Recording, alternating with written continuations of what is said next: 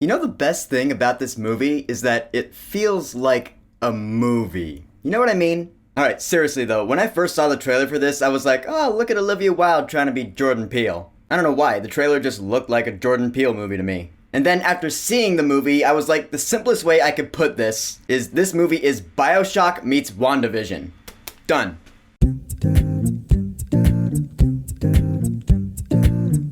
Don't worry, darling. So Don't Worry, Darling is the second movie directed by Olivia Wilde, after Booksmart, and it's a psychological thriller. The story goes there's this couple, Jack and Alice. They live in a 1950s style company town called Victory, and in this town, all the men, they go off to their job while the ladies, the men's wives, they get to stay in and do the housework. However, Alice, played by Florence Pugh, soon realizes that there is something kinda off about this town and the way their lives are. And so she pulls at that thread and the mystery unravels, and here we go. And just to be clear, I'm not going to touch on any of the drama behind the scenes of this movie involving the director and Shia LaBeouf, whatever. I'm just going to talk about the movie. How is it? I really enjoyed it. This is going to be one of those cases where Rotten Tomatoes I just do not understand. I mean, the movie does have problems for sure, but overall, I had a really good time with it. First off, Florence Pugh. Yeah, she is fantastic in this movie. We all know she's a great actress, and in this movie she kind of reminded me of Elizabeth Moss from The Invisible Man, where she's like, something is very wrong here, no one else really sees it, and so people start seeing her as like the town whack job, but she's like, look, I'm not crazy, there's something at work here. I always like those kinds of stories, and Florence Pugh pulled that off very well.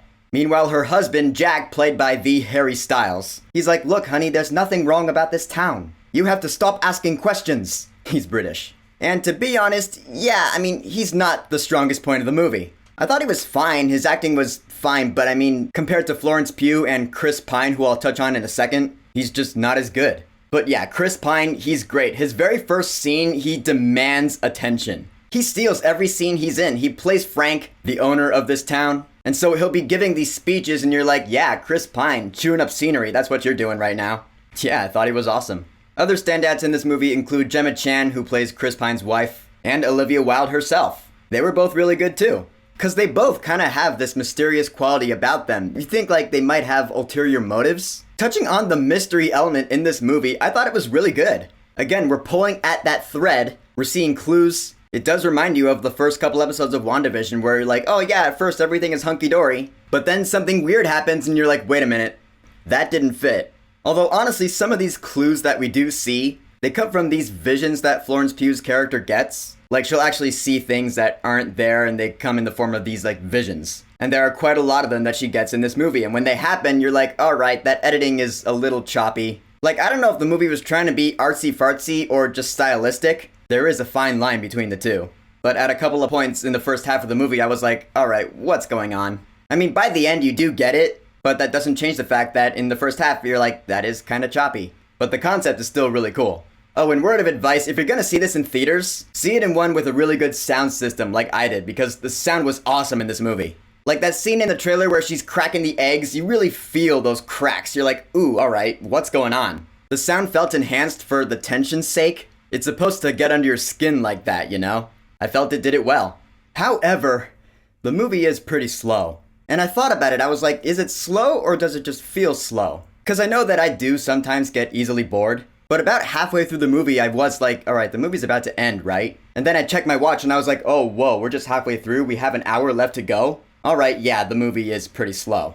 Like, almost like The Shining kind of slow. But I mean, what can I say, it's better than the alternative in which it just rushes through the plot. I would rather have a movie like this feel more like a slow burn. So alright, not too bad. But then it gets to the end of the movie, and of course I'm not going to spoil it, but it's building up, the climax is happening, and then it just ends. And I was like, oh, okay, well, I thought I was just watching the climax, now I'm watching credits. Could have gone for, I don't know, an epilogue or something. The movie doesn't really answer all the questions you have, which I did find to be kind of a bummer. I mean, most of your questions, they are answered, but not all of them. You're still left going, well, what about that? So you walk out of the movie a little bit disappointed, or at least I did, but still having had a good time overall. And the score. I have got to touch on John Powell's score in this movie because it is awesome. This is honestly one of the most unique scores I've heard this year. There are these weird, creepy female vocals throughout, and whenever I heard them, I was like, this is cool. I've known John Powell for a long time. This is probably my favorite score from him yet. So all sorts of props to him, just saying.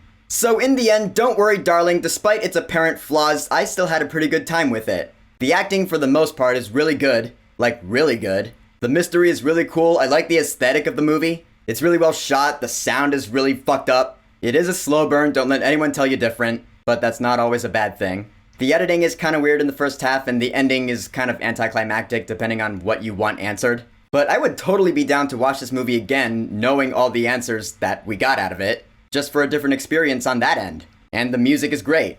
For Don't Worry Darling, I will say, go see this movie while it's in theaters. And I'll add @matinee price to that. I think that's fair. So, Don't Worry Darling, have you seen it yet? What are your thoughts on it? And what is your favorite story in the lines of, the nice suburban 50s are not what they seem? Whatever you think, go ahead and leave a comment. And of course, thank you for subscribing. Peace!